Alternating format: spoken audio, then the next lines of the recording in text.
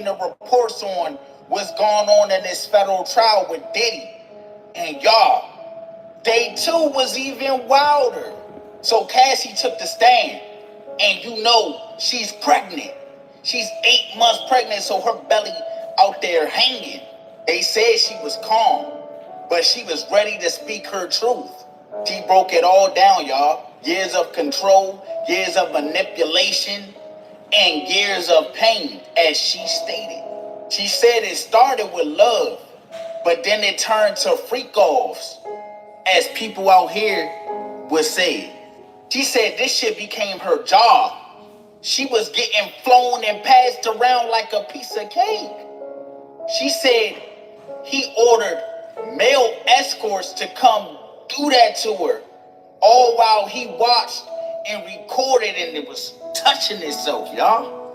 And she said all in all, while this was happening, she was forced to take things to make her higher than a kite. She said one time it lasted for 4 days straight.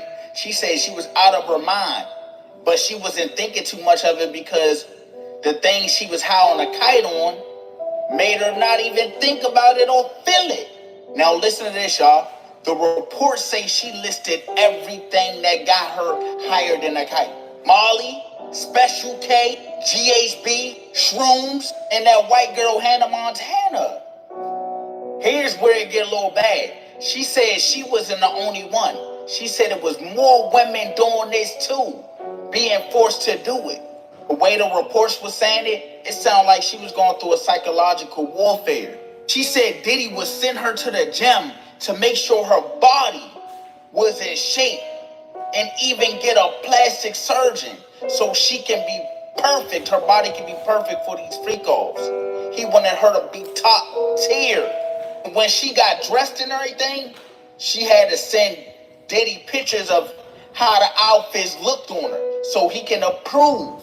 That's what she said, and that's what the report said. She said if she told this man no about anything that he wanted her to do, he would then start doing a little blackmail, like, I send these pictures out, I pick these videos out of you, and y'all know what the videos consist of. I gotta go use the bathroom. I'm talking about number one. But face shot, Diddy on that. That's what she was doing. Another escort testified and said, yeah, he had to come through, laid a pipe on her while he watched. And it can only happen when he's in there. They said the court even heard that one bill was so high in the hotel room, like it was jacked up. They was doing WWE moves. He was power driving people in that jump.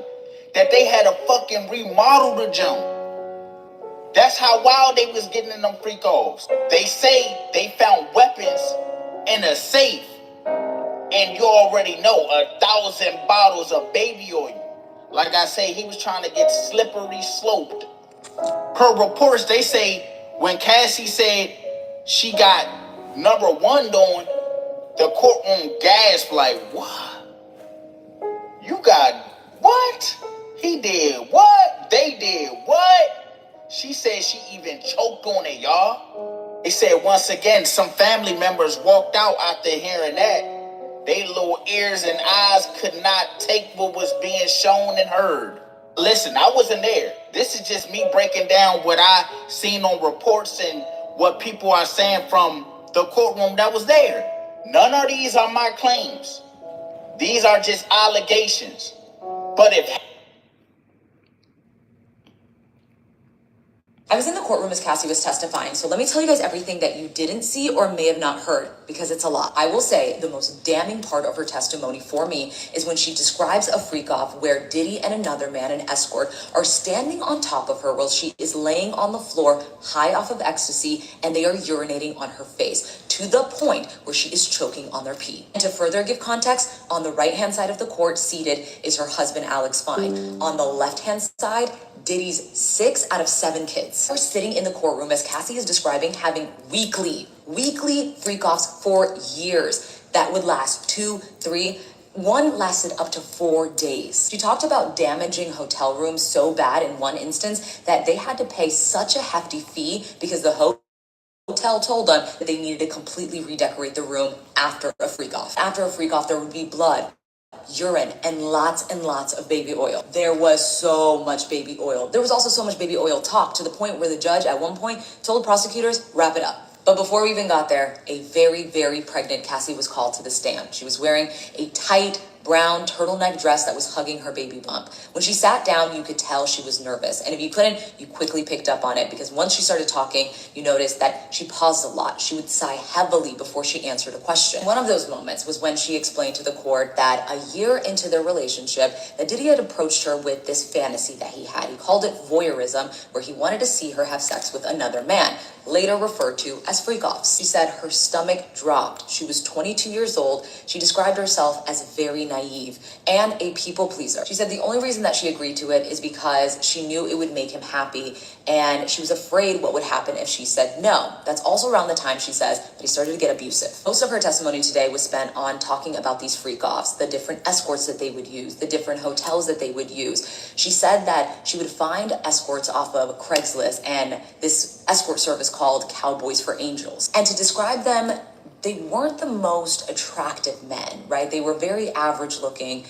Some of them weren't even conventionally attractive. One thing they had in common is most of them were black, because Diddy preferred for her black men with a big D, she said. At one point, Cassie broke down in tears when the prosecutor asked her, why didn't you leave? If the freak-offs, as you explained, were so disgusting and humiliating, why not leave? And she started crying and said that she was very deeply in love, and this was the only alone time that she could get with Diddy. And it got to a point where this was kind of the only emotional connection that she was getting from this man that she was dating. So much more that I'll cover in another video, including his incessant phone calls, him tracking her down with his security. One of the things that I'm constantly wondering is just how the family of Sean Combs is receiving this information, because there's so many details that have been shared about intimate moments. And yesterday I noticed his daughters left the courtroom for some of those details when the male escort was testifying. But today, that first hour and 20 minutes of testimony from Cassie, his entire family was in there. All of his sons, all of his daughters, with the exception of one who's, I believe, about 2 years old. But it appears that the mother of that 2-year-old was also in court, which is something that I hadn't seen before. One of the things that I'm constantly wondering is just how... Okay, y'all. Day 2 of the Diddy trial was horrifying, okay? And after today, there is no way we can hear the shit that Cassie said in the courtroom. So let's recap this, and then I'll be back tomorrow with some more updates. They asked Cassie, has she ever left a freak off? And she said yes, in Century City, which is where she detailed the 2016 incident where she tried to escape, the one that we saw that was caught on hotel surveillance. She said, I chose to leave. I got out. Sean followed me in the hallway. He grabbed me, shoved me to the ground, kicked me, dragged me to the room, and took my stuff. So they played that for the jury. Then the lawyer asked, how many times has he done that? She said too many times to count. But when they asked her what the freak-offs actually were, she kind of broke down a little bit. She got emotional. She said it was Diddy's fantasy to direct them, what to say, how to act. Sometimes he would watch in person. Other times he would watch in FaceTime. Cassie said she just wanted it over with. She said Diddy would record the freak-offs and then rewatch them while they engaged in sex. She said she didn't want to do it. She felt disgusted. She said, and I quote, I felt pretty horrible about myself. I felt disgusting.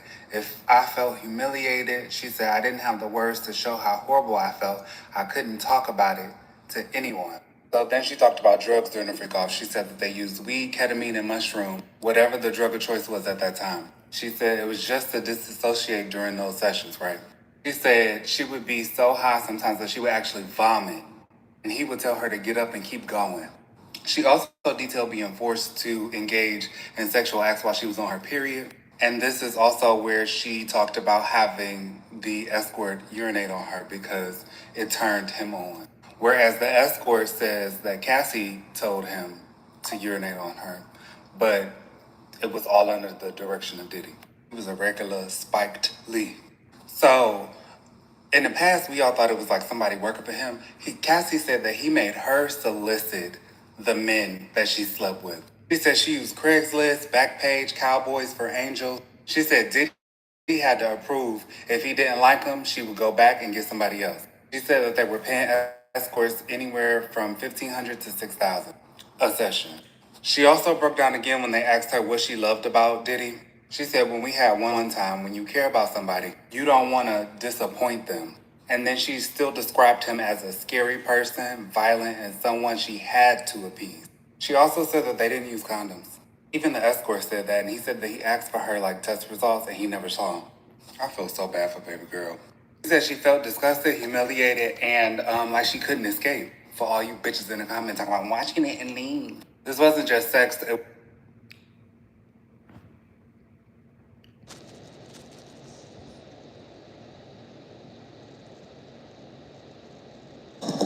I stepped out of the courtroom for a minute. There was a 10-minute break. Cassie is still on the stand. I had to do this video because it's getting crazy. I mean, the talk of baby oil, and I'm not even trying to be funny, the talk of baby oil got to a point where they had to have a sidebar. Thank goodness Teddy Garagos objected, because at one point, Emily Johnson, doing a great job as the prosecutor, she's questioning Cassie, and she probably questioned her for about 10 minutes about baby oil. And it got to the point where Cassie had to tell us that Sean Combs made her get into a blow-up pool of baby oil and Astroglide with all of her clothes on. And then we had to hear about how many bottles of baby oil they went through during a freak-off, which, by the way, was 10. And she described they were the big size bottles. I mean, there's so much more. I didn't bring my notepad out. But, I mean, a lot of us are wondering, what does this have to do with anything? Are they just trying to corroborate the freak-offs when other witnesses come on the stand and talk about this baby oil and Astroglide? It's really, really strange. And I'm just going to say it. I know that it's day 2. I understand it's day 2. But I'm wondering when we are going to hear more about his criminal enterprise, about the sex trafficking, the transportation across state lines, because right now, Cassie is giving really, really tragic testimony, and I feel awful for her. This is horrible, but it definitely is. It's seeming to me so far, it's day 2, it's just seeming like it is a lot of domestic violence, a lot of assaults, and awfulness. I mean, he treated her horribly. He's a vile man. I'm just trying to figure out when we're going to start really getting into these charges. I mean, right now I'm in the overflow room, and people in the overflow room are kind of like, what's going on? What are we listening to? And yeah, I mean, at another point, she asked Cassie, why did you continue to participate in these freak-offs, or why did you say yes to a freak-off? And Cassie actually, under her breath, was like, good question. But she broke down crying on the stand, and it was awful. It was so awful. She just talked about how much she loved Sean Combs and how, she did these freak-offs so she could be with him. And that is just really sad.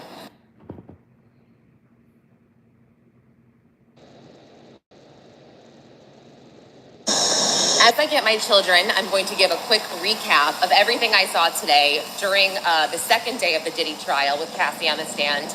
I did leave a little bit early, again, kids, but when I was leaving, I'll kind of go backwards.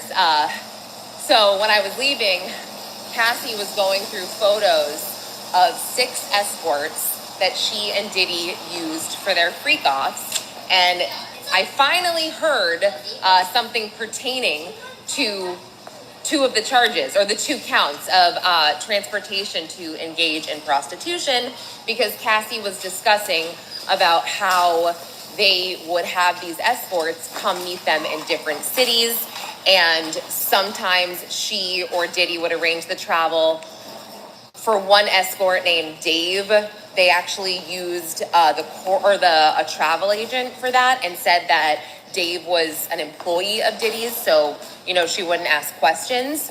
And oh yeah, one of the escorts they used was called the Punisher. I thought that was a little scary, but I was like, okay, I guess we're hearing about some of this federal stuff now, because I felt like a lot of Cassie on the stand, it was really uncomfortable. I mean, Emily Johnson was, God, at one point, we're talking about about the freak offs. Sorry, there's like a kid on the street. I don't want to say this.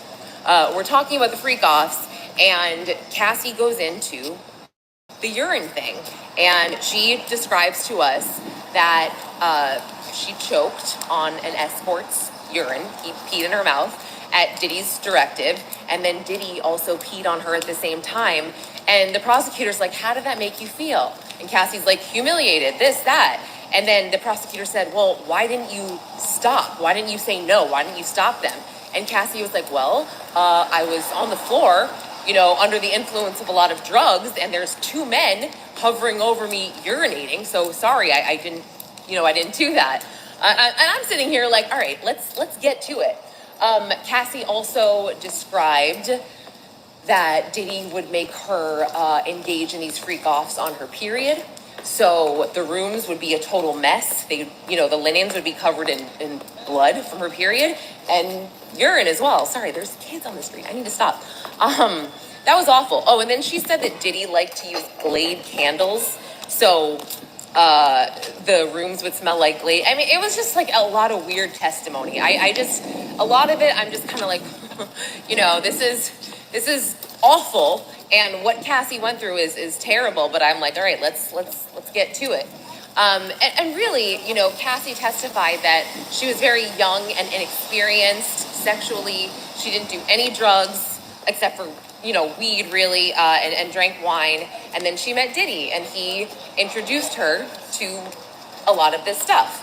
And she testified that basically that she would engage in these FOs because she loved him, and she didn't want to, but she loved him and she wanted time with him because he had so many other girlfriends, and that she didn't really get time with him. And they at one point showed us an email exchange between Diddy and Cassie where she said she wanted to talk to him about the freak offs, and she was going to say she didn't want to do them anymore. And Diddy responded something like, oh, you're so predictable. I know you don't want to do them. And then she kind of backpedaled. So she was like, oh, no. Like, she felt bad. She felt like she was going to lose him. I'm scared. I feel like the defense is going to have a field day with this. The whole, jealousy thing. She would do anything to make him happy, so it was consensual. And I said this on an earlier video. There was essentially a sidebar about baby oil because it was out of control. The Astroglide, the baby oil talk. Nobody knew where it was going. I mean, sure, there's rumors that he put GHB in it, maybe, but I feel like that would have come out at this point. I was thinking that maybe the baby oil talk is to corroborate the next witness who will say this is what happened during the freak offs. But yeah, what else? Oh, she discussed an incident where one of the bodyguards came in, D-Rock, and told Diddy that Suge Knight was at Mel's Diner. They were in LA, and that Diddy and D-Rock dressed in all black and grabbed the guns out of the safe.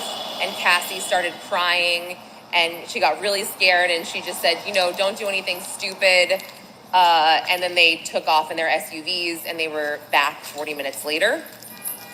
Let's see what else. I feel like he exercised control over every aspect of her life. She said her physical appearance. If she didn't smile at him the way he wanted, he would say, fix your face, watch your mouth, or say she had a slick mouth. And I think I said this in another video, but yeah, she would essentially spend days recovering from freak offs. They would last between 1 and 4 days. And if she wasn't making music, she had to just rehydrate and, get herself back together. I did miss the end of the day, but it was getting super repetitive. It was getting like, all right, how many drugs did you take? Were you always, and she said she was always under the influence of drugs during freak offs. She could not do the freak offs without drugs. Don't blame her. And then, yeah, we saw, she sent Diddy an email, saying she wanted to F him. And she said, yeah, I really want to F right now. And he said, should we find you someone? And she's like, what? No, are you crazy? Really kind of showing us that he wanted the FOs and she didn't. Again, I know the feds have to be getting somewhere or leading up to something, but I think a lot of us in the courtroom are like, all right, what's going on? This is painful for Cassie. She cried multiple times. I mean, so pregnant, I just cannot imagine having to do this at like 8 months pregnant. It's awful. It's terrible. So I'll be back tomorrow. Hopefully they finish up direct and they'll start the cross examination. I hope they go easy on her, but yeah. And if I miss anything else, like I said, I'll add it tomorrow. I'll tweet it at Conlin_Lauren, and I'll talk to you guys later. Bye.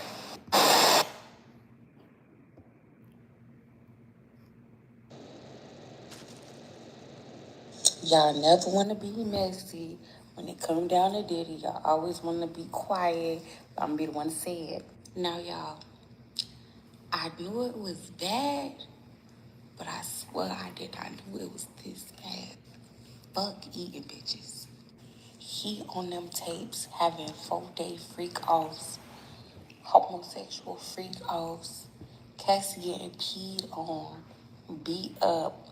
We got the male escorts going ahead and testifying with their names front and center. We got Cassie big and pregnant in the courtroom telling it all and ain't holding nothing back.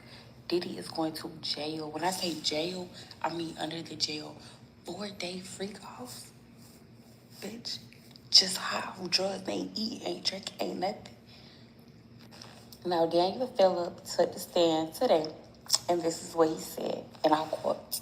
Diddy done paid him thousands of dollars to have sex with Cassie multiple times while he watched, directed, and sometimes filmed.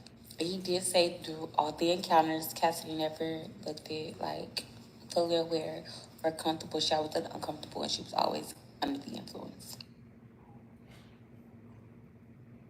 Philip also stated that the freak offs will be either between 1 hour and between 10 hours at max that it will be going on. Diddy is sick. Like, how could you watch your girlfriend have sex with other people and get turned on by it? He would tell them what positions to do, what to say, exactly how to move, and would instruct them to put more baby oil on. And this is just day 2 in the trials. I said I wanted to be a fly on the wall, but Okay, so today was day 2 of Diddy's trial, and today Cassie took the stand. So before I tell y'all what.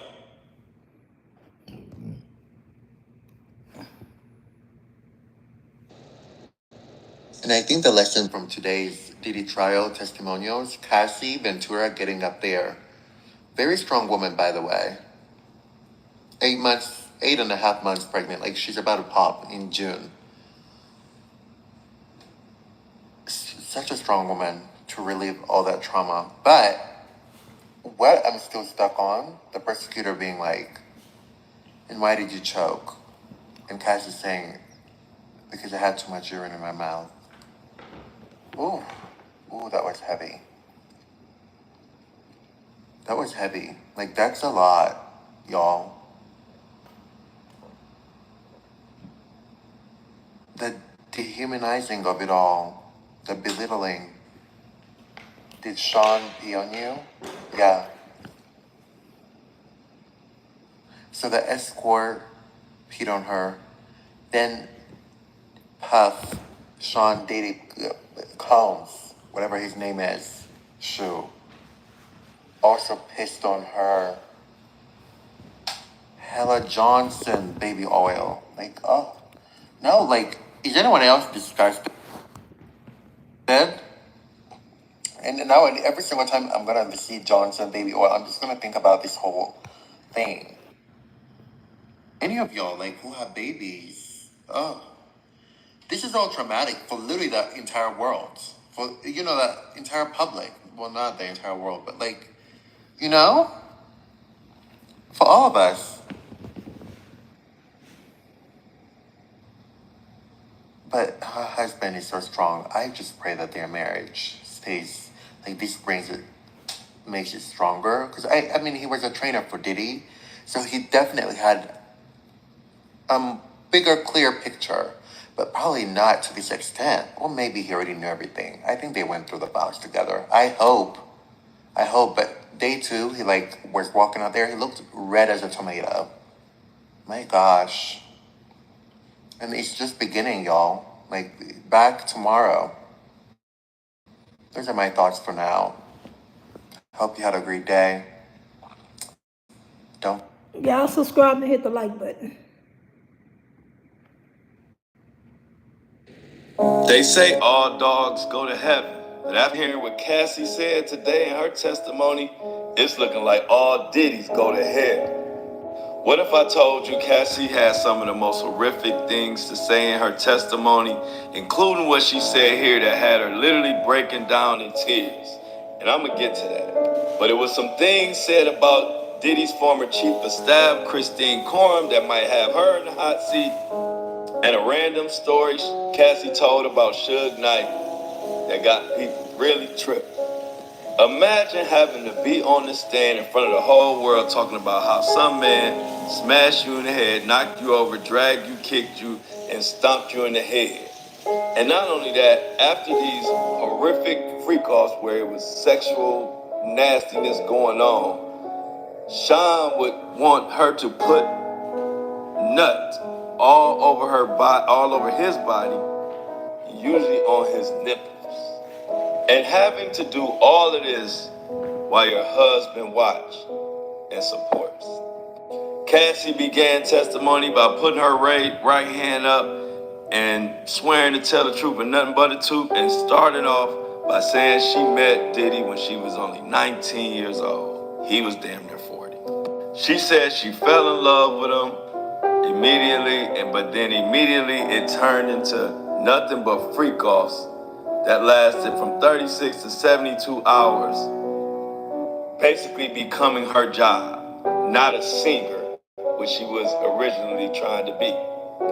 And not only was she trapped in hell with this man Diddy, but it was the whole staff that would help out with these freak-offs. As you can see here, her testimony about interacting with Combs' staff. Why is that important? Because that's why it's a RICO, because the whole staff was controlled. And who was the top dog? Allegedly Christina Korn, whatever her name is, and Cassie mentioned her by name. As you can see here, she identified people in photos, including Christina Korn. Now, why is that important? Because to this day, Christina Korn, former chief of staff, denies horrific accusations against her. Now, in order for her to avoid trouble, she might have to tell on Diddy, so pay attention to that going forward. But a random story with Suge Knight detailed Combs' intimidation. Cantor recalled their rivalry and said one day they were in the middle of a freak-off and Diddy jumped up, got his goons together, put on all black, loaded up the pew-pews, and ran up to try to find Suge Knight, who was supposed to be somewhere at an eat spot or something. And then it all climaxed, for lack of a better word, in this moment when Cassie Ventura literally broke down into tears. And she broke down into tears because she was describing that the time she spent with Diddy, it was like got to the point where she felt like the only time she could spend with him was doing her freak-offs. She said it felt disgusting. She was humiliated and didn't have words to put together how the time was so horrible that she couldn't even talk to anybody about it. And furthermore, Diddy would record them and use those tapes as blackmail and threaten her that if she ever said anything, he would put those tapes out. Ouch. Overall, I know the jury was moved by this, and it ain't over. She will be continuing to testify tomorrow. But the funny thing about this picture right here is that you see the strength of Cassie looking directly at Diddy, and he's so ashamed he can't even look at her. And I don't like it.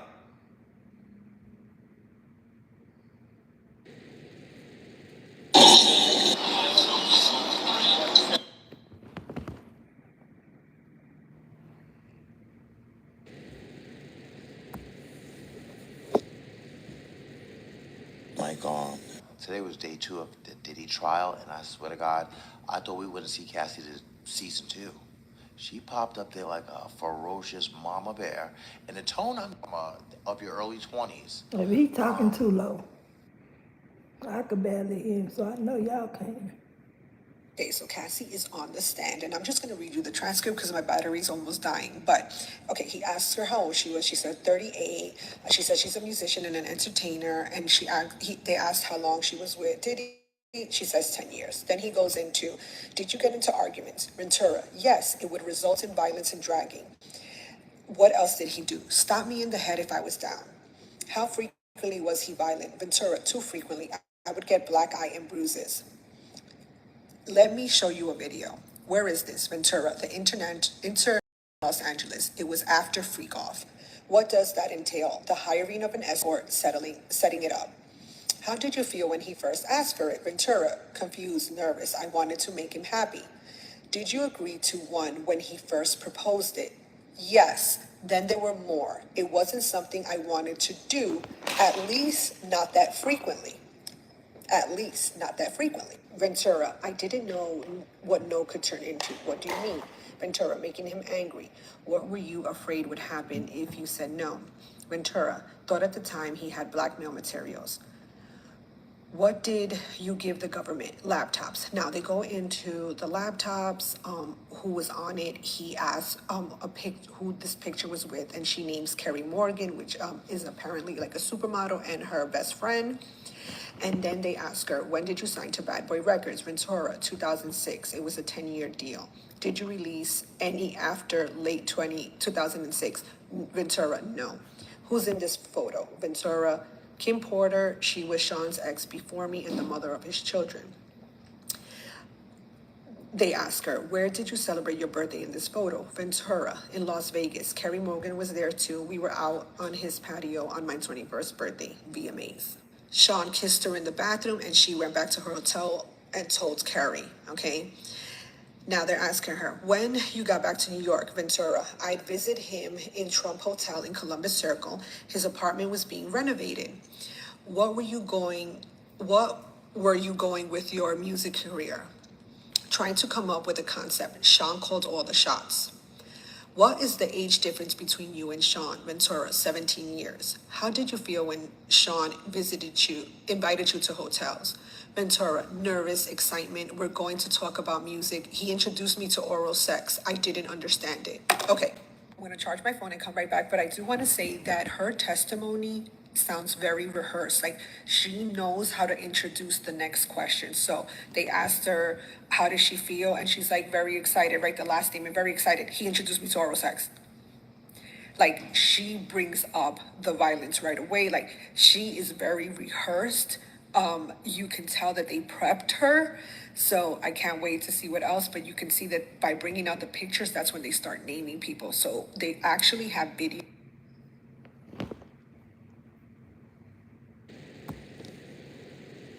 Because she said he was also psychologically abusing her. He would tell her things like, fix your face, watch your mouth, and he would hit her if he didn't like her facial expressions. Now we get into the freak-offs. Said within the first year of the relationship, he introduced her to what he called a freak-off. He told her it would be acts with male escorts while he watched and directed. She said it wasn't something I wanted to do, but I didn't know what no would turn into. He also feared blackmail from the tapes that he was recording. He told the jury that he had many resources to put these tapes on the internet. I know a lot of people were shocked when the first male escort witness said that this could go on for an hour to 10 hours, but she testified today that it would go on for 4 days sometimes. Described it as her job, saying that it would include substances, drinking, and said that she would need days to recover after the fact. As far as her state of mind goes, she says she was nervous, confused, naive, and a people pleaser who just wanted to make him happy. She said eventually she realized that Diddy had many girlfriends, but for a time she believed that they were monogamous. Cassie did admit that she would see other men and he would also see other women. She said he'd tell her, I am Puff Daddy, and she was insanely jealous. Cassie also talked about her relationship with her ex-best friend, Carrie Morgan, and why they had a falling out. She said it was a violent incident where Diddy threw a wooden hanger at Carrie during a fight that gave her a concussion. Because of that incident, the relationship between the two friends completely ended. A legal settlement followed, and Cassie ended up paying Morgan herself to settle the dispute. Right before break, Cassie said that the freak-offs consumed her life and her career. She recalled spending entire weeks either doing substances or recovering from it. Asked how that affected her music, she smiled slightly and said, you're asking me? They did take a break from here, so I will be back later once she's back on the stand. Because she said he was also psychologically abusing her. He would tell her things like, fix your face.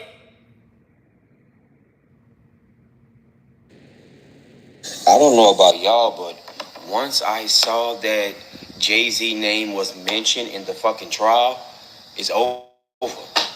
It's over.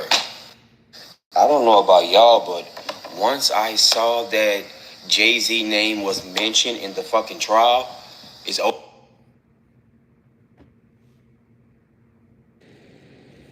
Did you know that during one of the freak-offs, Diddy had Cassie swimming in a pool of baby oil?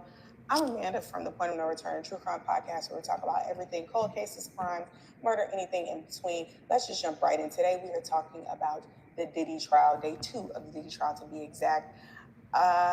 We have a lot to cover, so buckle up, strap in. There's a lot to cover. So if you want to know what happened on day 1, go back to my last video. That's what happened on day 1. Today we're on day 2 though. So we're gonna cut straight to the chase, and we're gonna talk about how Cassie was on the stand and what exactly happened while she was on the stand. Had to make sure my microphone was on. So while on the stand, Cassie says that her and Diddy were in a relationship for a little over 10 years, from 2007 to 2018. She says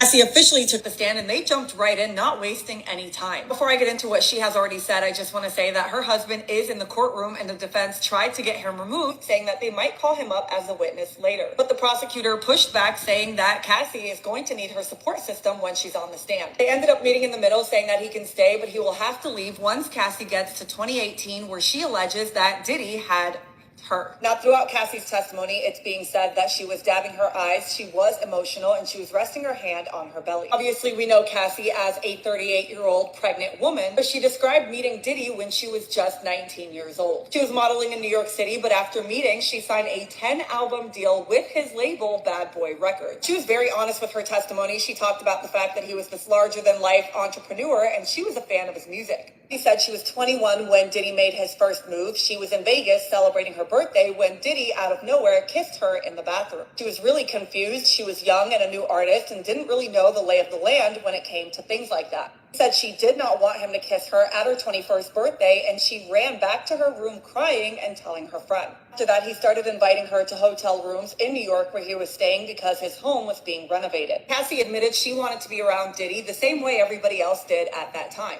She said he was this fun, exciting, entertaining guy who happened to have her career in his hands. She described herself as someone that was truly inexperienced at the time and said that he would do on her, but that she wouldn't on him. She said he would make her feel crazy for not reciprocating and said that he was the first person she did that with. Cassie does say that at this time, she was still involved with someone else. Cassie talked about a trip she took later to Miami with Diddy and said that on that trip, Diddy gave her a blue dolphin pill. She said that was the first time they had actually done it. She also testified that Diddy basically controlled everything. Music, her image, who she talked to, made her submit song lists that were assigned busy work just to keep her occupied. As far as her music goes, she says he gave her no control over the release of her music and that she recorded hundreds of songs, 9 albums worth, but only released 1. Said she was never paid for the rest. In fact, it almost felt like the freak-offs became the work. Cassie says once she started dating Diddy, she had to cut off her manager because he was managing her former boyfriend. As far as living arrangements, she said at one point they moved back to LA so he could be closer to his kids, but he was paying the rent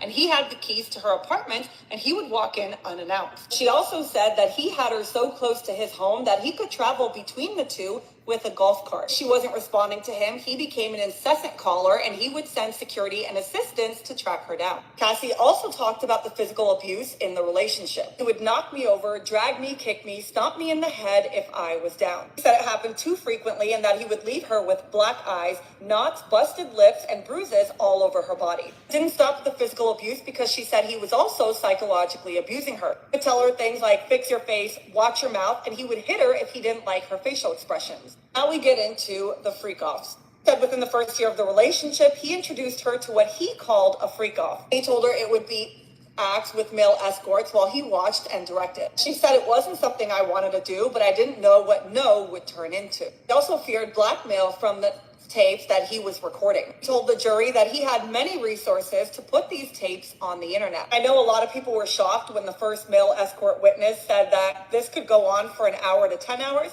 but she testified today that it would go on for 4 days sometimes. This Described it as her job, saying that it would include substances, drinking, and said that she would need days to recover after the fact. As far as her state of mind goes, she says she was nervous, confused, naive, and a people pleaser who just wanted to make him happy. She said eventually she realized that Diddy had many girlfriends, but for a time she believed that they were monogamous. Cassie did admit that she would see other men and he would also see other women. He said he'd tell her.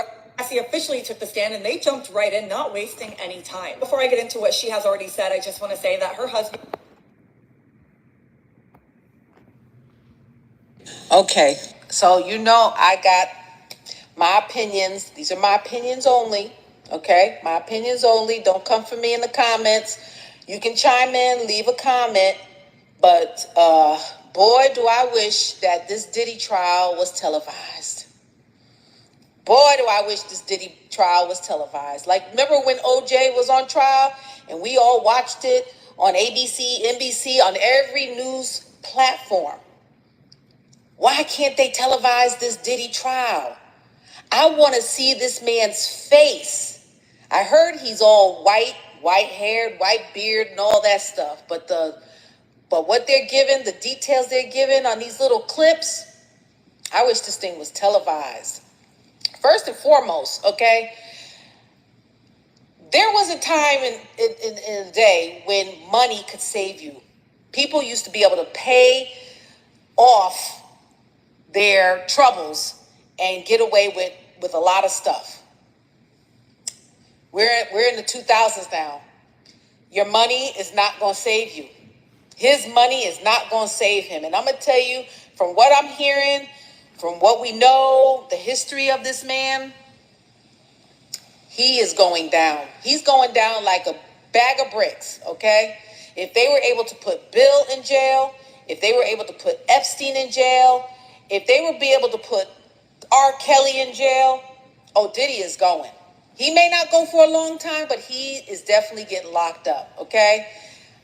And now that Cassie, the one that got the biggest case against him, okay, she got her payment. She's $10 million richer. When she starts giving the details, and I heard she gave some of the details about what these freak-offs, listen, it makes me sick to my stomach, okay? Because some of the stuff she's talking about, we really...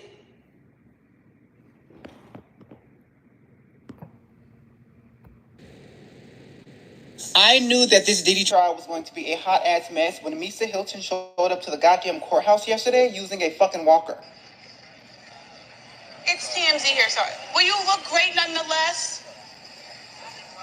It's good to see you. Now, I'm not really tapped into Misa Hilton, but when did you start requiring a walker to walk around? And also, aren't you suing Mary J. Blige currently? What is happening? The trial started yesterday, and the only person that was called to the stand yesterday was one of the male Schmex workers that they would frequently engage into the freak-offs with. Today, Cassie actually took to the stand, and I think that she's currently testifying right now about all the things that she experienced when she met Diddy, XYZ. Mind you, Cassie is absolutely very fucking pregnant. Like, I think her due date is at the beginning of July. But she is having to sit in that courtroom and look at her abuser in the face and relive all of these emotional moments while she is currently carrying a goddamn baby. So a few things that she did state on the stand is that she was signed to Bad Boy Records in 2006. She signed a 10-album deal with Bad Boy Records, but only put out one album in 2006. The reason why she only put out one album is because the freak-offs were so fucking frequent that she was not able to produce, she was not able to record, she was not able to do anything. She stated that the first non-consensual incident that happened with Diddy was on her 21st birthday when he just randomly kissed her in the bathroom. She stated that he was the first person that introduced her to fellatio. She also stated that the freak-offs began within 6 months to a year of her actually meeting him. She discussed a lot of stuff on the stand. She discussed all the drugs that he would make her use. She discussed how long these freak-offs would last. She discussed how they found escorts, typically through Craigslist or like Backpage. She mentioned a lot of graphic things during her testimony that I'm just not going to repeat on here.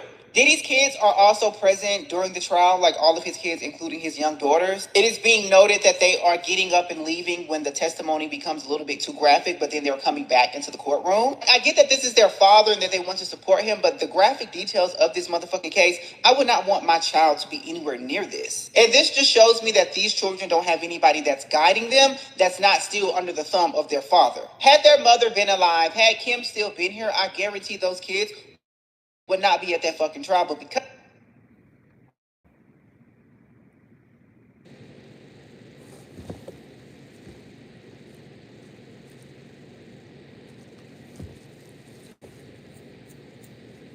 So we're taking a little bit of a break. Cassie just testified for about an hour.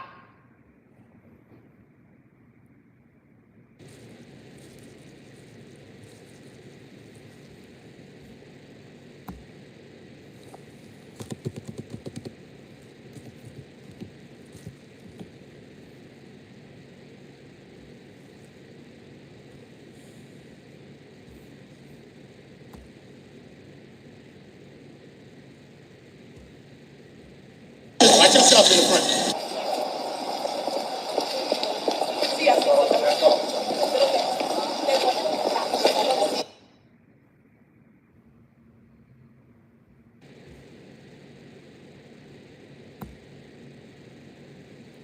Okay, y'all, here's the day 2 update into the Diddy trial. It is messier than the BET after party from 2003. Okay, listen. So first up, back on the stand, male escort Daniel Phillip, and let me tell y'all, he did not hold back. He said, and I quote, Diddy paid me thousands to have sex with Cassie while he watched, directed, and sometimes filmed.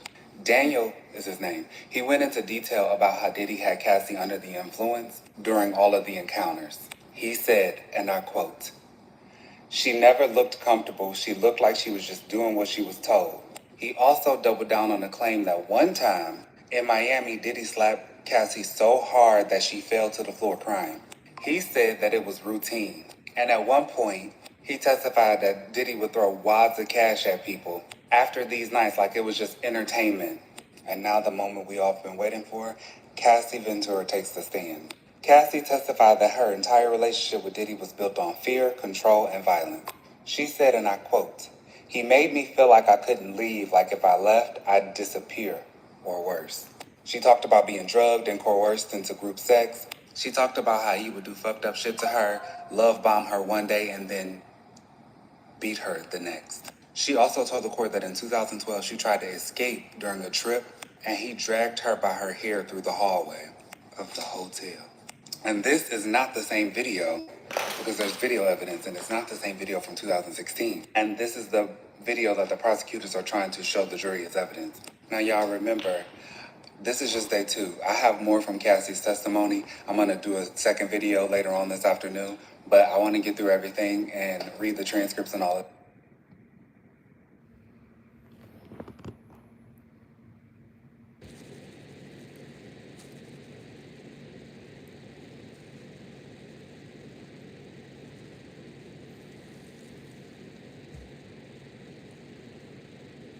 The Diddy trial, day 2, just took a horrifying turn, and the courtroom was stunned. Cassie Ventura, the prosecution's star witness and Diddy's ex, just dropped bombshell after bombshell. This is not gossip. This is federal court, and what you're about to hear is real. Cassie testified under oath that what Diddy called freak offs were actually orchestrated schmex trafficking events, directed, controlled, and coerced by him. She said he would force her to be intimate with multiple male escorts, often while high on ecstasy and mushrooms so sick she thought she'd vomit. And even when she did vomit, she said he made her keep going. One of the most chilling moments, Cassie testified that Diddy filled a hotel blow-up pool with bottles of baby oil, which had to be warmed and reapplied every 5 minutes to make sure the participants were glistening. She described being urinated on by Diddy and the escorts, sometimes simultaneously. Cassie also testified that one of Diddy's security guards handed her a gun before going into a nightclub while she was high on mushrooms, and she feared it would go off in her bag. Diddy controlled everything about her, from her nails and tan to fake aliases to what escorts she had to book through Craigslist and Backpage. One escort was even named the Punisher. Her first freak off was just months into dating him, wearing a mask and very, very high heels, while Diddy watched and did his thing in the corner. She said her dream music career faded because freak offs became a full-time job. They lasted for days at a time, 4 days straight, sometimes more. more. And when she didn't smile the way he liked, she got punched in the face. This trial is not being televised at the. This is part two, day two of the Diddy trial. Cassie is testifying for the first time. They have went to a break and now they are back. Cassie testifies that Diddy had a lot of control over her life and that he would give her busy work just to do so he would know what she is doing. She recorded hundreds of songs in which we only were able to hear a few. She also testified that if she did not answer the phone, Diddy would call her over and over and over again. And we know what that looks like. And then if he couldn't do it himself, he would have the staff call her over and over again. And she also testified that his assistants or security personnel would locate her for him in person if she didn't answer the phone. She also testified that she felt that even in certain times that the abuse wasn't even because he was mad at her, but she would make the wrong face and the next thing she knew that she would be getting hit in the face. She testified that Diddy paid her rent during her time in New York. And when he paid the rent in places that she lived, he also had the keys and said that he could use them whenever he wanted. So that's why we got to be careful with that. Pay my rent. She also testified that the golfs could last 36, 48, or 72 hours, forcing her to spend a big chunk of her life recovering from the medication and dehydration. She also said that one continued for 4 or more days with some breaks. Also, too, when Diddy would get mad, she would get her car taken away. She got kicked out of the house, her apartment. She's had jewelry taken away, and she said it was very random depending on how he felt. She also testified that there were times when he personally took her electronics from her, and other times his security personnel would take it as well. She'd eventually get the items back. It depended on how long she was being punished for. She also said that Diddy would give her her stuff back if she would come to the house. Cassie also testified that there were safes in every house, and sometimes she would have to go retrieve money from them. And she said there was always cash, jewelry, and sometimes tapes, SD cards from cameras, booms, and it just depended on which safe it was. She also testified that she used medication at every golf, and she took all kinds of medications, including the new Twitter name, including leafy greens, including the mush inside the rooms. She testified that it was about dissociating and numbing the pain. She said that she couldn't imagine herself doing any of that without having some sort of buffer or some way to just not feel.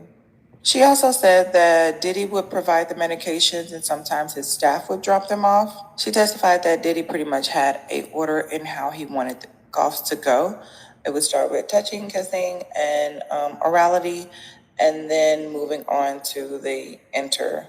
And then she said that she would ask him if she could go to the next step so that she could speed up the process. She testified that there wasn't really a conversation before the recording began.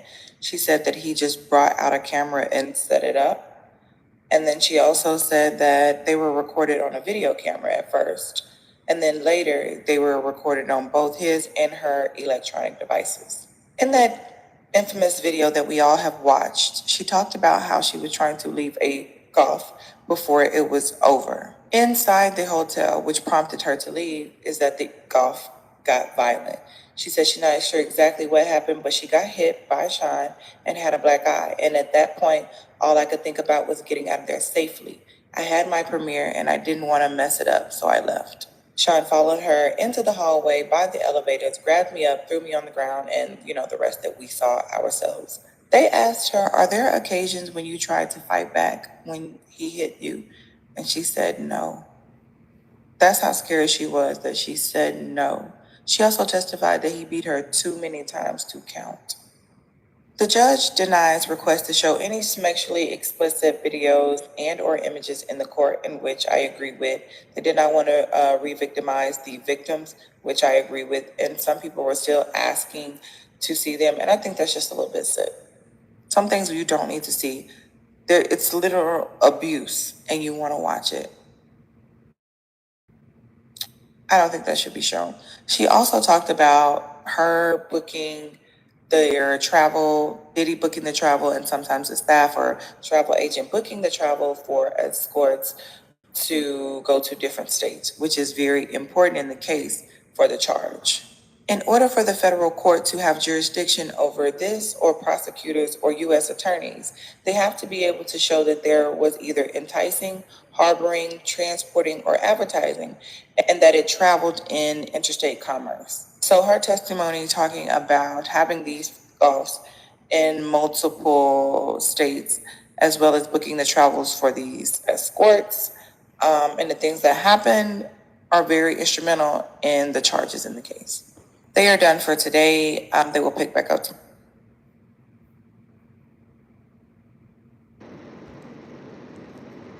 Let me tell you something.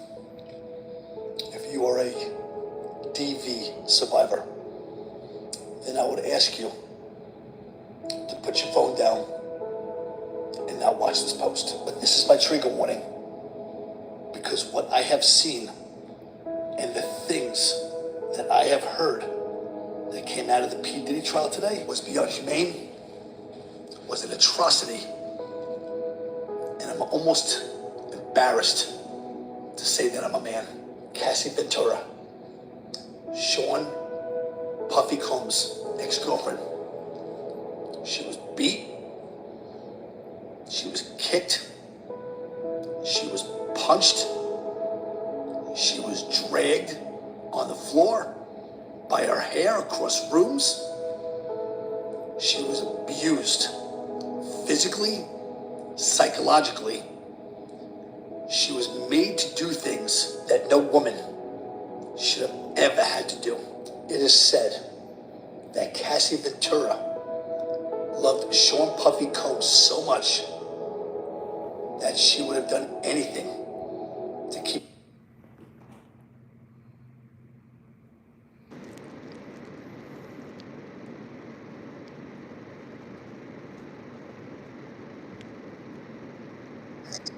So Diddy's mother and his kids are at the trial, and a lot of people are saying, you know, they shouldn't be there. They don't need to hear what's happening, especially the twins.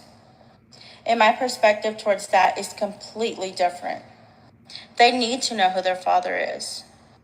Also, please remember that just because the kids are there does not mean that they fully support what their dad has done. There's a lot being said, and it takes time to process.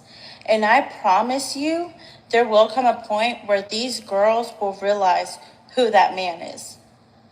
And I don't want to say anything, but sometimes when things like this happen to other people, sometimes it's happening at home as well. Diddy's kinks were not kinks. He's literally mentally ill. You have to remember all of this, it's about power, it's about control. Diddy paid for everything. She depended on Diddy 100%. Cassie was only 19 when she entered the music industry, and she was only 21 when she signed to Bad Boy Records. And from the very beginning, he started to groom her. He tried to make her feel special, just like a lot of people do. They want to make you feel special. They want to make you feel like there's so many people out there in the world, but I'm picking you. And I'm sure for a quick second, she felt like, wow, like he sees something in me. I'm going to be this star. She signed a 10-album deal, and she only had one album. Cassie described herself as a people pleaser, as naive. So she was asked to take it back a little bit. How was he as a boss? Before you started dating, like, what was the interaction? And she said that he kissed her around her 21st birthday in Las Vegas. She said she felt uncomfortable. She wasn't used to a person who is supposed to be your boss, who's supposed to be professional, act very unprofessional. So let's get to the part where they actually start dating. Go to part 3. And guys, Follow me for daily updates. So Diddy's mother and his kids are at the trial, and a lot of people are saying, you know, they shouldn't be there. They don't need to hear what's happening, especially the twins. In my perspective,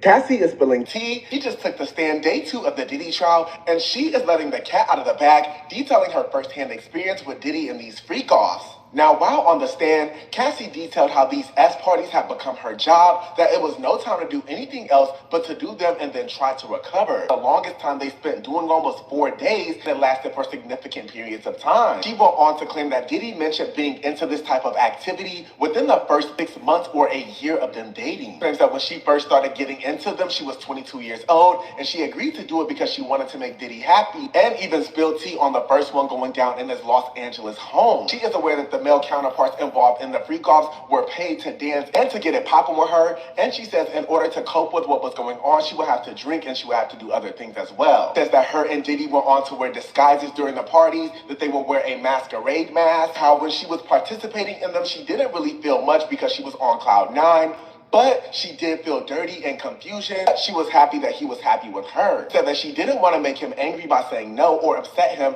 after he had shared this part of himself with her. She even went on a dish on how these parties will go down weekly for a consistent amount of years, and how the last one she participated in was in about 2017 or 2018, and during these events she would stay up the entire time. She even touched on her short-lived music career. After being asked how many songs did she write when she was with Diddy, she said hundreds, and most of them were never released.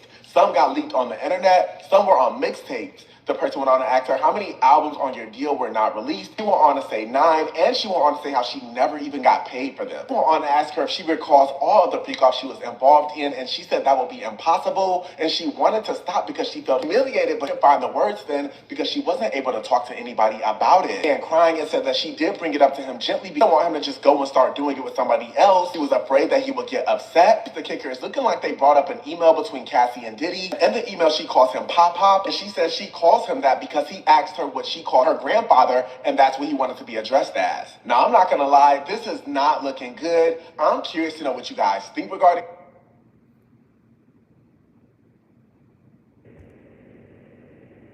I was in the courtroom as Cassie was testifying, so let me tell you guys everything that you didn't see or may have not heard, because it's a lot.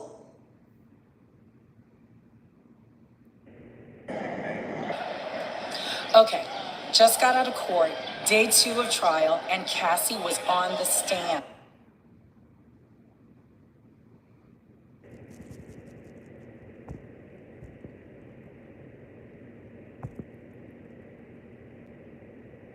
Did you know that during one of the freak-offs Diddy had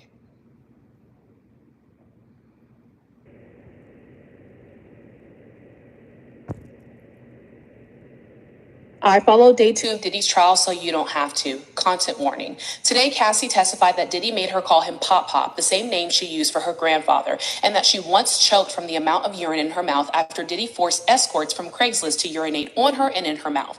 Diddy's defense team spent the morning trying to discredit Daniel Phillip, a male escort and witness, by implying Cassie willingly booked and paid for sexual encounters. Phillip testified that he heard Diddy slap Cassie multiple times, but admitted he did intervene. Later, the courtroom was focused on whether or not Cassie's husband could be present during her testimony. Diddy's lawyers wanted him to be excluded for parts of it, but then Cassie took the stand. Her testimony painted a deeply disturbing picture of a relationship that was filled with abuse, control, and coercion. She said Diddy would stomp on her head, drag her, and beat her for minor things like making the wrong facial expression. She said she was given ecstasy, sometimes unknowingly, and described Diddy's moods as unpredictable and violent. Her life, from her phone to her hairstyle, was controlled entirely by him. She testified that Diddy gave her expensive gifts only to later take them away depending on his mood. Cassie said that Diddy forced her into these things called FOs or freak-offs nearly every week, sometimes for 4 days at a time, and that she would spend most of her time recovering.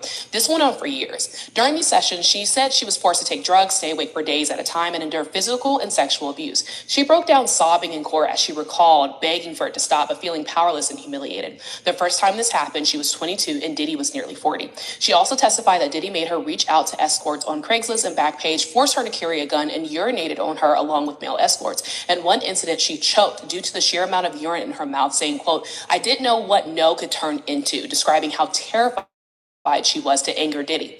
At the time of this video, Cassie is still on the stand testifying. She will be cross-examined by Diddy's lawyers once the state is done. I followed day 2 of Diddy's trial so you don't.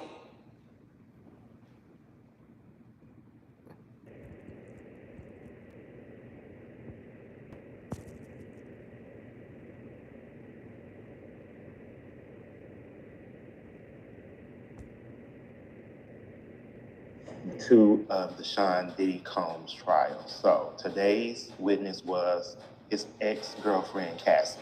Now, we all know Cassie is his girlfriend, and we all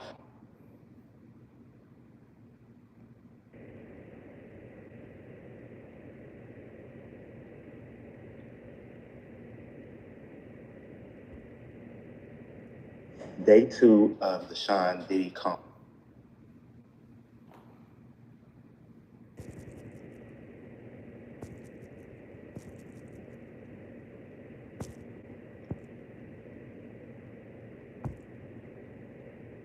Leaving court for the first time today, Cassie Ventura is on the stand.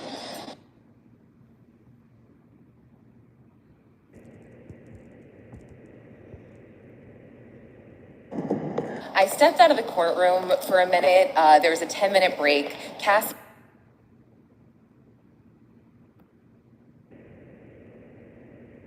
So Cassie is on the stand, and I'm just going to read you the transcript because my battery's almost dying.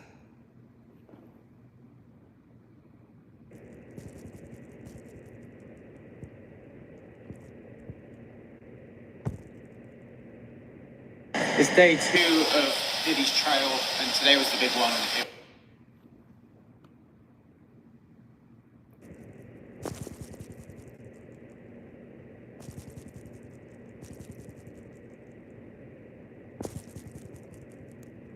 P. Diddy has a lot of money, probably enough to buy his way out of jail.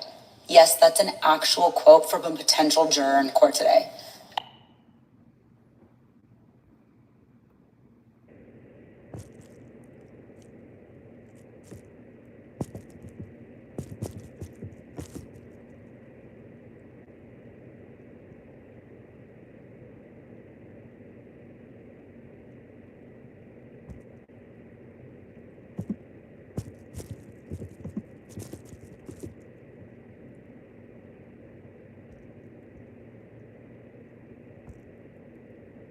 Day 2 of the Diddy trial, prosecutors won.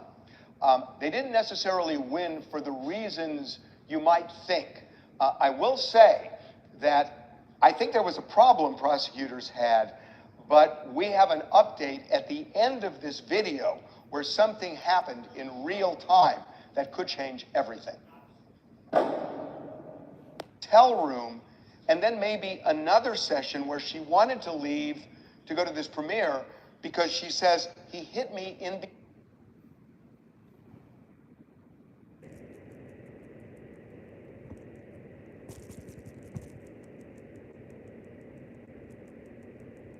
Holy shit, they just asked Cassie about Suge Knight. She testified that she knew that Suge Knight and Diddy were rivals. She said that one time her and Diddy were having a freak off at one of his homes when one of their assistants came in and said that Suge Knight was having dinner down the street close by. At that point, they took off so quickly. She said she was crying and screaming, "Don't do anything stupid," because she didn't know what that meant and why they were going so quickly. She's also testified that in some of the safes, there were SD cards, jewelry, cash, weapons, all inside Diddy's homes, Los Angeles, Miami, New York City. They also asked about her relationship with some of his assistants, and she said that she did have some close relationships with them. They would regularly help her with like her finances and things, and that they knew a lot of personal information about her. Her testimony is absolutely wild because she knows so much information about his personal life and has been involved in all of it. I definitely don't think by choice, I think by happenstance, and obviously out of fear is what it seems like. Her testimony is still going. There is a lot of information to cover. I'm just trying to come back here and give you guys what I know right off the bat. Don't forget, we'll go live. Make sure you guys are commenting, favoriting, following.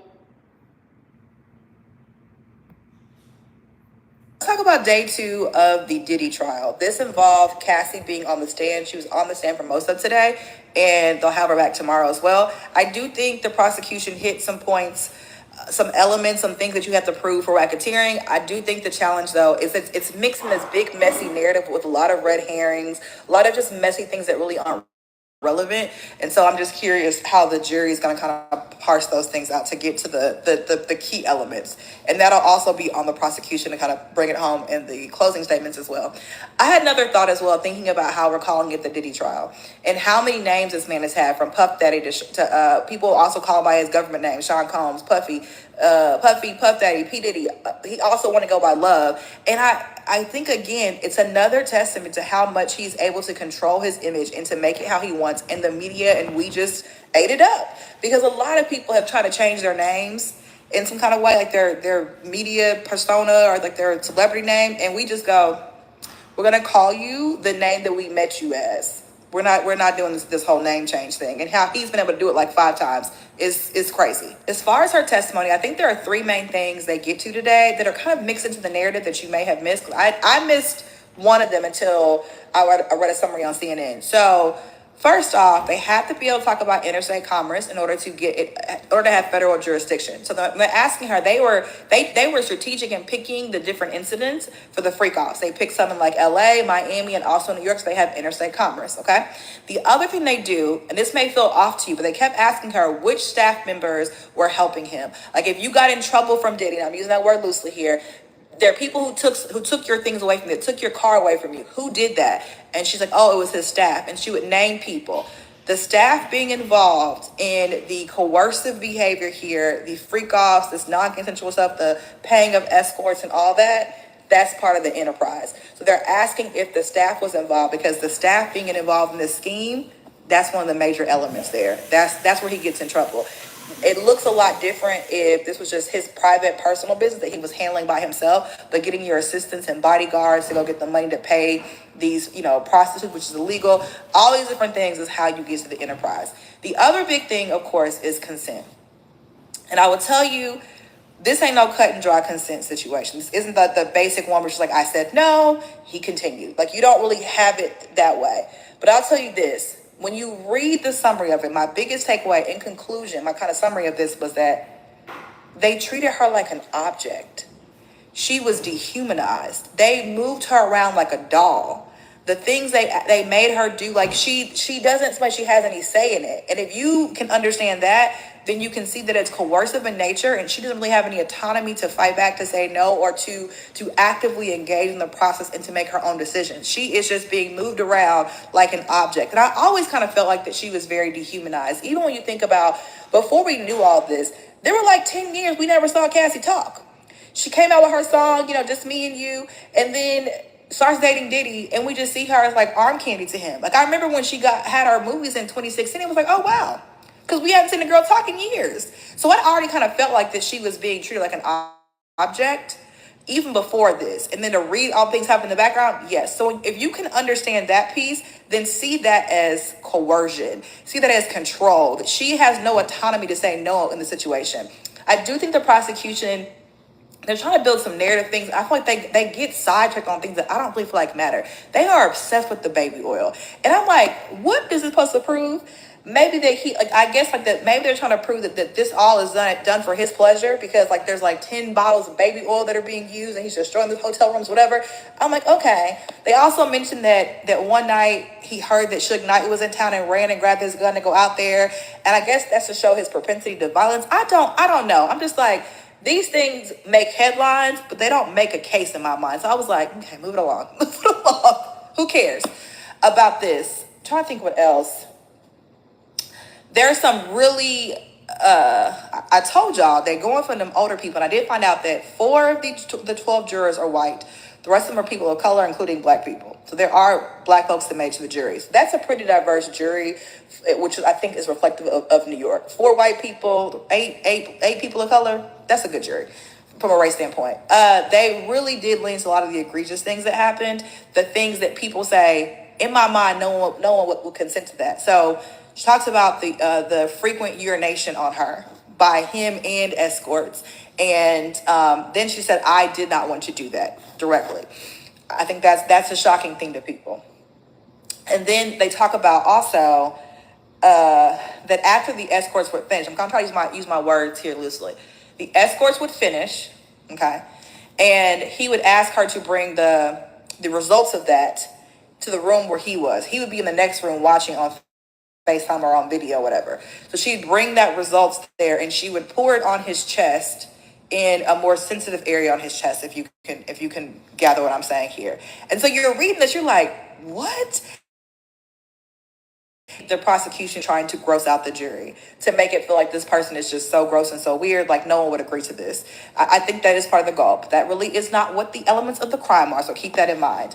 But all in all, I have such empathy and compassion for Cassie. No matter how you see this case from like, whether it's racketeering or not, this woman was treated so poorly. She was objectified. She was used and abused. She was stuck in this contract where she's on a deal for 10 albums and he only released one. He kept her, he had her caught personally and also professionally where she really couldn't do anything. She wrote so many songs, so many, he wouldn't let her release them. And then at the hotel day, part of that hotel video, she had like a big movie premiere. I'm thinking it's that movie with her and Terrence J, which was like, that movie is interesting now knowing this story as well, that the plot of that movie. And so that he hit her, she tried to leave, and then when he was in the shower, he chased her down to drag her back to the freak off. They played that video 5 times today. 5 times for the jury. And a lot of them had already seen the video before it got played in court. They are really thinking that video really solidifies a lot of this. And I would agree, because it is an example of her leaving, showing with her 2 feet, I don't want to be here, barefoot, and him dragging her back. So that shows the coercive nature of all of this. And then what else? They also are fighting about whether the actual videos of the freak-offs are going to be allowed in court. I think the judge was saying, no, I don't see that serves a purpose at this juncture. So that's kind of a back and forth as well. But she will be back on the stand tomorrow. Let's talk about day 2 of the Diddy trial. This involved Cassie being on the stand. She was on the stand for most of today, and they'll have her back tomorrow as well. I do think the prosecution hit some points, some elements, some things that you have to prove for racketeering. I do think the challenge, though, is it's mixing this big, messy narrative with a lot of red herrings, a lot of just messy things that really aren't relevant. And so I'm just curious how the jury is going to kind of parse those things out to get to the key elements. And that'll also be on the prosecution to kind of bring it home in the closing statements as well. I had another thought as well, thinking about how we're calling it the Diddy trial and how many names this man has had, from Puff Daddy to people also call him by his government name, Sean Combs, Puffy, Puff Daddy, P. Diddy. He also want to go by Love. And I think, again, it's another testament to how much he's able to control his image and to make it how he wants. And the media and we just ate it up. Because a lot of people have tried to change their names in some kind of way, like their media persona or like their celebrity name. And we just go, we're going to call you the name that we met you as. We're not doing this whole name change thing. And how he's been able to do it like 5 times is crazy. As far as her testimony, I think there are 3 main things they get to today that are kind of mixed into the narrative that you may have missed. I missed one of them until I read a summary on CNN. So first off, they have to be able to talk about interstate commerce in order to have federal jurisdiction. So they're asking her. They were strategic in picking the different incidents for the freak-offs. They picked some in like LA, Miami, and also New York, so they have interstate commerce, okay? The other thing they do, and this may feel off to you, but they kept asking her which staff members were helping him. Like, if you got in trouble from Diddy, and I'm using that word loosely here, there are people who took your things away from you, took your car away from you. Who did that? And she's like, oh, it was his staff. And she would name people. The staff being involved in the coercive behavior here, the freak-offs, this non-consensual stuff, the paying of escorts and all that, that's part of the enterprise. So they're asking if the staff was involved, because the staff being involved in this scheme, that's one of the major elements there. That's where he gets in trouble. It looks a lot different if this was just his private personal business that he was handling by himself, but getting your assistants and bodyguards to go get the money to pay these, prostitutes, which is illegal. All these different things is how you get to the enterprise. The other big thing, of course, is consent. And I will tell you, this ain't no cut and dry consent situation. This isn't the basic one where she's like, I said no, he continued. Like, you don't really have it that way. But I'll tell you this. When you read the summary of it, my biggest takeaway in conclusion, my kind of summary of this was that they treated her like an object. She was dehumanized. They moved her around like a doll. The things they made her do, like she doesn't feel like she has any say in it. And if you can understand that, then you can see that it's coercive in nature, and she doesn't really have any autonomy to fight back, to say no, or to actively engage in the process and to make her own decisions. She is just being moved around like an object. And I always kind of felt like that she was very dehumanized. Even when you think about before we knew all this, there were like 10 years we never saw Cassie talk. She came out with her song, Just Me and You, and then starts dating Diddy, and we just see her as like arm candy to him. Like I remember when she had our movies in 2016, it was like, oh wow. Because we had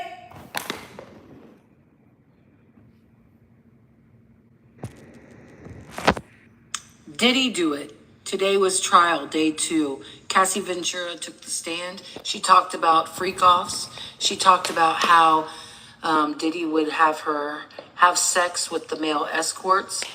She spoke about how she had to take drugs like Molly, ecstasy, ketamine, and even Viagra. He had her take Viagra, basically stating that it did the same things to women as it did to men. Diddy would criticize Cassie about her appearance, and she always just tried to make him happy. That's all she ever tried to do. I guess he would pick out her clothes for these freak-offs, and these freak-offs would happen everywhere, like everywhere. New York, Atlanta, Las Vegas. She said the last time that she was in one of the freak-offs was either in 2017 or 2018, so it has been a while. When asked why she participated, she said she was nervous. She just wanted to make him happy. What woman doesn't want to make their partner happy? Cassie would talk about the emotional and mental abuse over time that Sean Combs. She would talk about the abuse that she firsthand had to go through during this relationship. She would say that he would tell her to fix her face when she wasn't smiling right. He would pick her clothes out. It was just, and if she wouldn't answer his phone when he would call her all day, every day, he would send his security or one of his assistants to actually go and find her. So let's talk again about the freak-offs. So Sean Combs made Cassie get her nails done every time. She had to have either white nails or French tips done. And she also had to be tan. She had to get tan. She had to be waxed. So he controlled these sessions within these freak-offs where she would be told what she had to do and how she had to do it. And sometimes there was more than 1 or 2 or 3 sessions within one freak-off. In the beginning, Sean Combs just watched. It was kind of like a voyeurism kind of thing. And Cassie did mention swinging, that it was a type of swinging that he basically, that's what he called it. Cassie talked about the baby oil, all of the baby oil that was found. She said that Sean wanted her and whomever to rub baby oil all over one another. She started the first freak off probably around 6 months to a year, I guess, of their relationship. And then after that, until 2018, it was weekly. He made her do this weekly. And she had to get rugged up in order to do it so that she didn't feel anything. She just didn't want to make him mad. She said that it would happen so frequently that she felt like that was all that she was good for. She talked about how Diddy and the escorts would urinate on her, humiliate her in these freak-offs. Cassie talked about the infamous video, the one where she was leaving the freak-off and she thought that Diddy was being preoccupied, so she was going to just leave without him really knowing.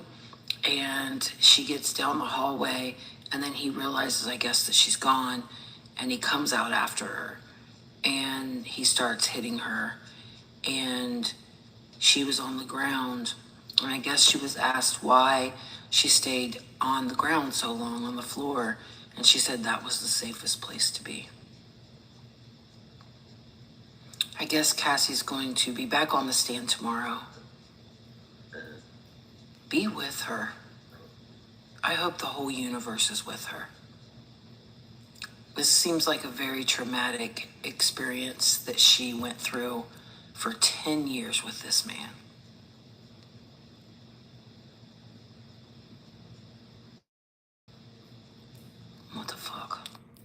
Did he do it? Today was trial day 2. Cassie Ventura. Did he do it? What do y'all think? Did he do it? Did he do it?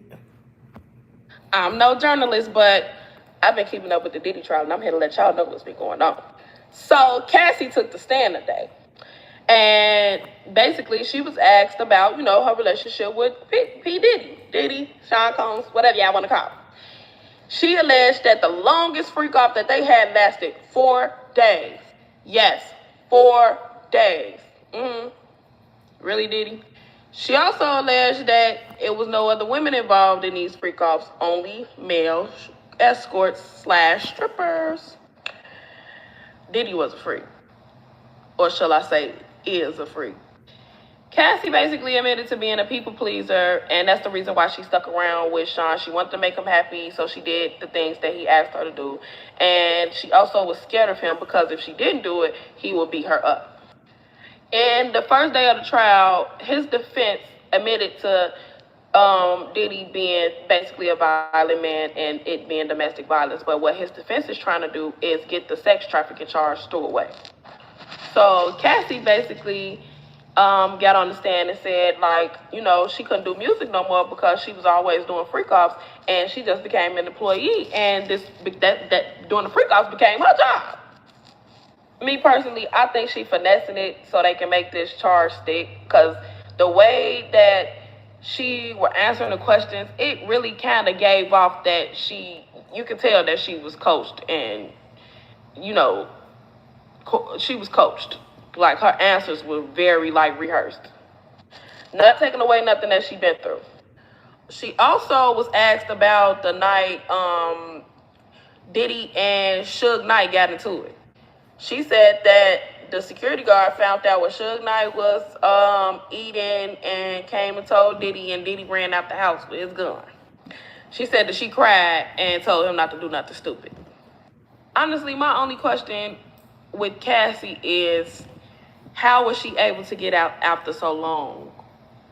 What made her stand up and just leave after so long that she couldn't do before? Because she claimed that he was dangerous and she was scared of him, right? And he blackmailed her. So at what point did she say enough is enough and was able to move on? Why couldn't she move on before like she was able to do the last time she was with him? If that makes sense. That's my only question.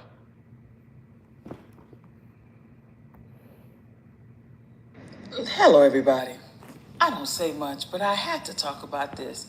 I am absolutely disgusted by the things I've been hearing about this Diddy trial.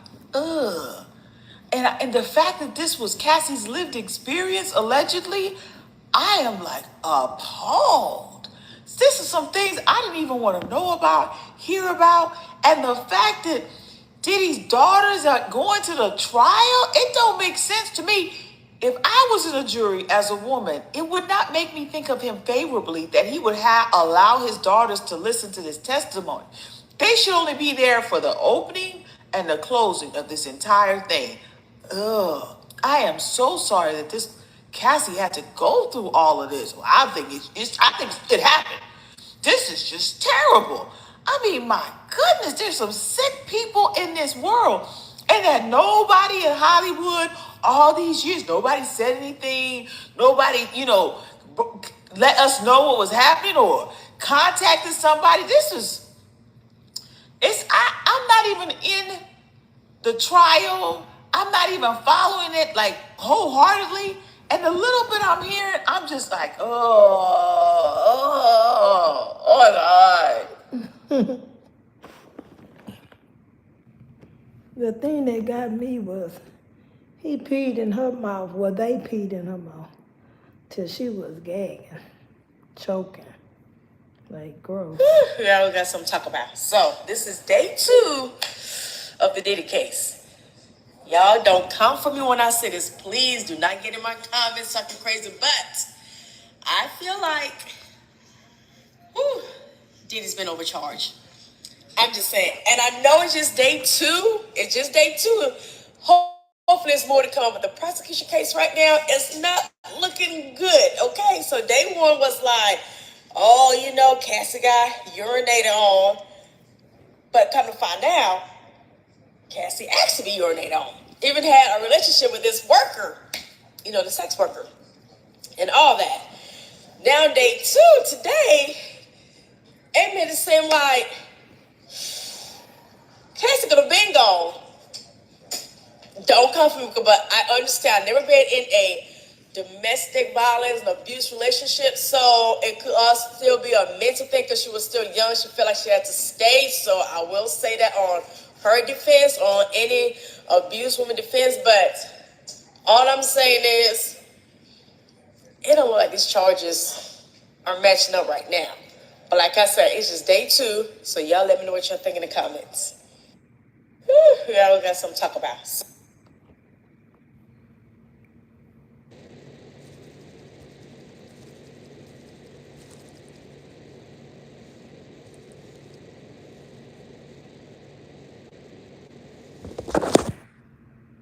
Y'all hit the like and subscribe button and follow me for day 3. I'm finna go to sleep. I gotta work tomorrow. Thank y'all for watching.